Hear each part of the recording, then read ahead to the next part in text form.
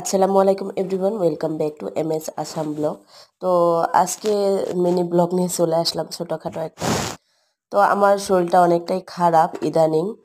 তো ঈদের দিনও খুব একটা ভিডিও করা হয়নি, এখন ভিডিও করা হয়ই না। তো ঈদের মধ্যে ভাবছিলাম বাড়িতে যাব, তো ভাই আব্বা সবার সঙ্গে ঈদ কাটাবো, কিন্তু হঠাৎ করে কপাল খারাপ, আমাদের ছুটি ক্যান্সেল হয়ে গেছে, তো আর যাওয়া হয়নি।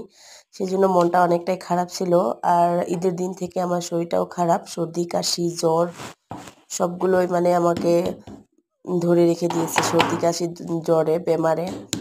তো সবাই কেমন আছেন? আশা করি সবাই ভালো আছেন। আমি তো এখন একটু ভালো আছি। তো এই পুডিং রেসিপিটার কিন্তু পুরো ভিডিও দেখানো হয়নি, রেসিপি দেখানো হয়নি, শুধু আমি এখন কাটবো ওইটাই দেখাচ্ছি।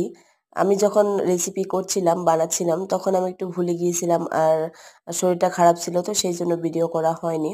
তো সেই জন্য এখন ভাবলাম যে যে কাটিংটা করছি এইটাই শুধু একটু ভিডিও করি। এখন আমি ভাবলাম একটু খাবো।